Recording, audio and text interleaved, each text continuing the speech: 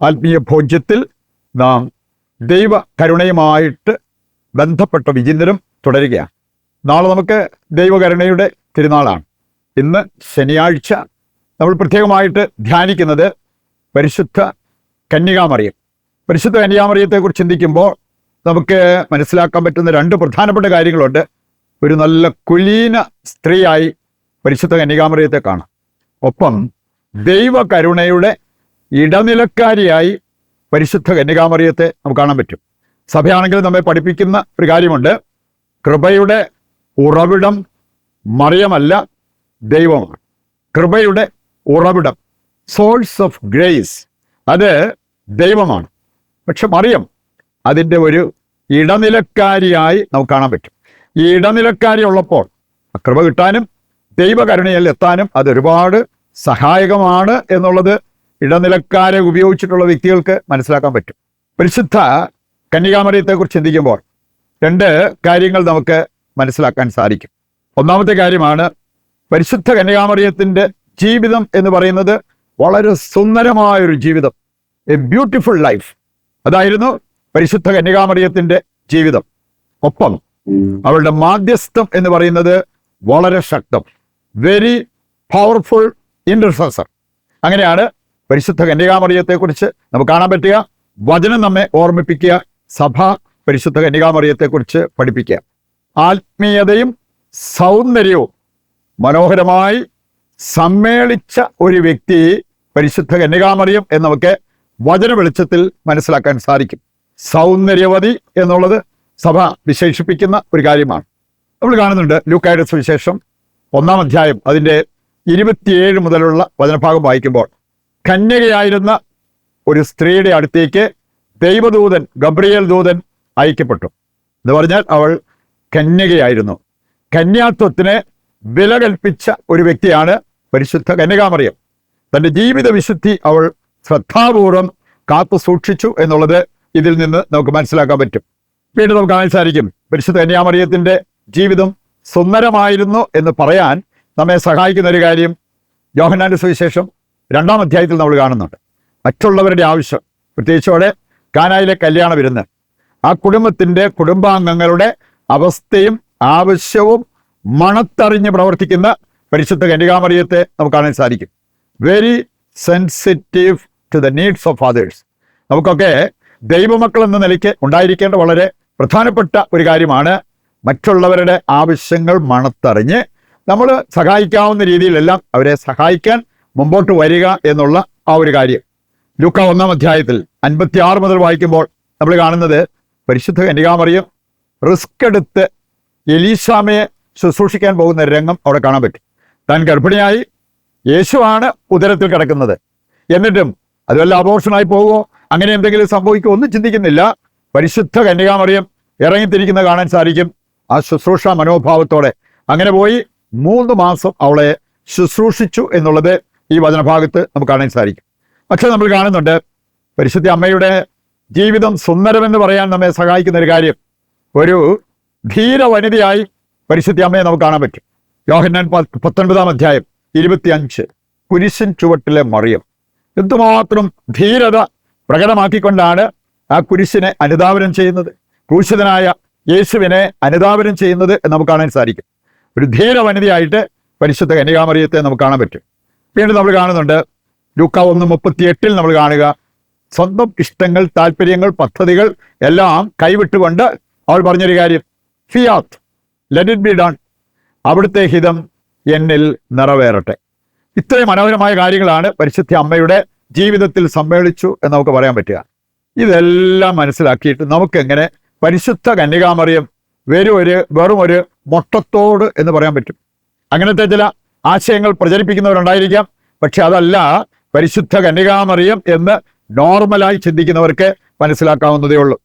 ഇനി നമ്മൾ കാണുന്നുണ്ട് ഈ പരിശുദ്ധ കന്യാമറിയത്തിൻ്റെ തിരുനാളുകൾ, എത്രയോ തിരുനാളുകൾ. നമുക്ക് വേണമെങ്കിൽ അതിൽ 1 ഡസൻ തിരുനാളുകൾ നമുക്ക് മനസ്സിലാക്കിയിരിക്കുന്നത് നല്ലതാണ്. ജാനുവരി 1-ാം തീയതി ദൈവമാതാവിൻ്റെ തിരുനാൾ, മെയ് 31-ാം തീയതി മാതാവിൻ്റെ സന്ദർശന തിരുനാൾ, പന്തക്കുസ്തായുടെ പിറ്റേന്ന് നമ്മൾ ആഘോഷിക്കുന്നതാണ് മറിയം സഭയുടെ മാതാവ്. വീണ്ടും തിരുഹൃദയ തിരുനാളിൻ്റെ പിറ്റേ ദിവസം നമ്മൾ ആഘോഷിക്കുന്നതാണ് മാതാവിൻ്റെ വിമല ഹൃദയ തിരുനാൾ. ജൂലൈ 16 തീയതി കർമ്മല മാതാവിൻ്റെ തിരുനാൾ. ഓഗസ്റ്റ് 15 തീയതി മറിയത്തിൻ്റെ സ്വർഗാരോപണം. പിന്നെ ഓഗസ്റ്റ് 22 മറിയം സ്വർലോക രാജ്ഞി. സെപ്റ്റംബർ 8 മറിയത്തിൻ്റെ ജനന തിരുനാൾ.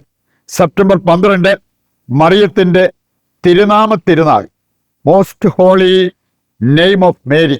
അതും തിരുനാളായിട്ട് നമ്മൾ ആഘോഷിക്കുന്നതാണ്. സെപ്റ്റംബർ 15 വ്യാകുല മാതാവിൻ്റെ തിരുനാൾ. October 7 our lady of rosary, മറിയം ജപമാല റാണി. നവംബർ 21 പ്രസന്റേഷൻ ഓഫ് മേരി, മറിയത്തിൻ്റെ സമർപ്പണ തിരുനാൾ. പിന്നെ അവസാനത്തേതാണ് ഡിസംബർ 8 തീയതി ഇമാക്കുലേറ്റ് കൺസെപ്ഷൻ, അമലോത്ഭവ തിരുനാൾ. മറ്റാർക്കാണ് സഭയിൽ ഇത്രമാത്രം തിരുനാളുകൾ നമ്മൾ ആഘോഷിക്കാറുള്ളത്? മറിയത്തിൻ്റെ പ്രാധാന്യം അതിലൂടെ നമുക്ക് മനസ്സിലാക്കാൻ സാധിക്കും. ഏതാനും ചില കാര്യങ്ങൾ, മറിയത്തിൻ്റെ ചില പ്രത്യക്ഷീകരണങ്ങൾ, അപ്പരീഷൻസ്, അതിൽ ചിലതെടുത്താൽ മറിയത്തിൻ്റെ വില നമുക്ക് മനസ്സിലാക്കാൻ സാധിക്കും. മറിയം ഒരു കൃപയുടെ, ദൈവകരുണയുടെ ഇടനിലക്കാരി എന്ന് മനസ്സിലാക്കാൻ നമുക്ക് വളരെ എളുപ്പമാണ്. വിശുദ്ധ ഫൗസ്റ്റീന, അവർക്ക് വെളിപ്പെട്ട് കിട്ടിയ ഒരു കാര്യം, അവർ പറഞ്ഞത്, കർത്താവ് പറഞ്ഞു കൊടുത്തൊരു കാര്യം, നാം അലങ്കരിക്കപ്പെടേണ്ട 3 പുണ്യങ്ങളുണ്ട്. ആ പുണ്യങ്ങളാലാണ് ദൈവമക്കൾ അലങ്കരിക്കപ്പെടേണ്ടത്. എളിമ, നിയോഗശുദ്ധി, സ്നേഹം. ഈ 3 കാര്യങ്ങൾ നമുക്ക് വളരെ പ്രധാനപ്പെട്ടതാണ് ദൈവമക്കൾ എന്ന നിലയിൽ. എളിമ, നിയോഗശുദ്ധി, സ്നേഹം. വിശുദ്ധ ഡൊമിനിക്കിന് ദൈവം വെളിപ്പെടുത്തി കൊടുത്തിയ ഒരു കാര്യമാണ് പരിശുദ്ധ കന്യകാമറിയത്തിലൂടെ. ഡൊമിനിക്, ലോകം നവീകരിക്കപ്പെടാൻ സ്ത്രീത്വം ആഗ്രഹിക്കുന്നു.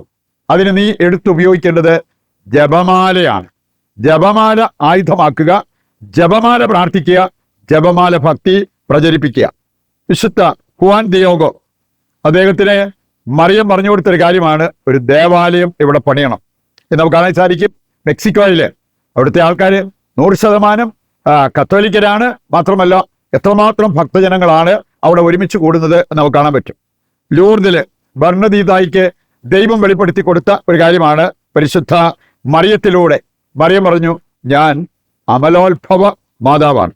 ഫാത്തിമയിലോ ലൂസി, ജസീന്ത, ഫ്രാൻസിസ്കോ എന്നിവർക്ക് മാതാവ് കൊടുത്തൊരു സന്ദേശമുണ്ട്, യുദ്ധം അവസാനിക്കാനും സമാധാനം കൈവരാനും ദിവസവും ജപമാല പ്രാർത്ഥിക്കുക. ഇതിൽ നിന്നെല്ലാം പരിശുദ്ധ അമ്മ വെറും മൊട്ടത്തോടല്ല, ഒരു ദൈവകൃപയുടെ, ദൈവകരുണയുടെ ഇടനിലക്കാരിയാണെന്ന് മനസ്സിലാക്കിക്കൊണ്ട് നമുക്ക് ഇന്നത്തെ നിയോഗം സമർപ്പിച്ച് പ്രാർത്ഥിക്കാം. ഇന്നത്തെ നൊവേനയുടെ നിയോഗം ശുദ്ധീകരണാത്മാക്കൾക്ക് വേണ്ടിയാണ്.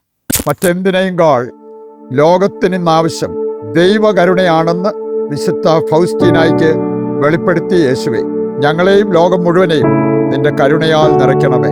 നിന്നിൽ നിന്ന് കരുണ സ്വീകരിക്കാനും മറ്റുള്ളവരോട് കരുണ കാണിക്കാനും ഈ നൊവേനയിലൂടെ ഞങ്ങളെ അനുഗ്രഹിക്കണമേ. ഇന്നിൻ്റെ നിയോഗങ്ങളോടൊപ്പം ഞങ്ങൾ ഞങ്ങളുടെ പ്രാർത്ഥനാ നിയോഗങ്ങളും അങ്ങയെ ഭരമേൽപ്പിക്കുന്നു. കാരുണ്യപൂർവം അവ ഞങ്ങൾക്ക് സാധിച്ചു തരണമേ. വിശുദ്ധ ഫൗസ്റ്റീനായെ, വിശുദ്ധ ജോൺ പോൾ പാപ്പായെ ഞങ്ങൾക്ക് വേണ്ടി പ്രാർത്ഥിക്കണമേ. ആമേൻ. ഇന്നിൻ്റെ പ്രത്യേക നിയോഗവും നമ്മുടെ എല്ലാ പ്രാർത്ഥനാ നിയോഗങ്ങളും ദൈവകരങ്ങളിൽ സമർപ്പിച്ചുകൊണ്ട് ദൈവത്തെ താഴ്ന്ന സ്വരത്തിൽ സ്തുതിച്ച് ദിവ്യകാരുണ്യ ആശീർവാദത്തിനായിട്ട് നമുക്ക് ഒരുങ്ങാം. യേശുവേ നന്ദി, ഹല്ലേലൂയ. കർത്താവേ ഏറ്റെടുക്കണമേ. ഞങ്ങളുടെ ഈ പ്രാർത്ഥനാ നിയോഗങ്ങളെല്ലാം അവിടുന്ന് ഏറ്റെടുക്കണമേ. ലോകം മുഴുവന് വേണ്ടി ഞങ്ങൾ സമർപ്പിക്കുന്ന പ്രാർത്ഥനാ നിയോഗത്തെയും അവിടുന്ന് പരിഗണിക്കണമേ. ദൈവമേ നന്ദി, യേശുവേ നന്ദി.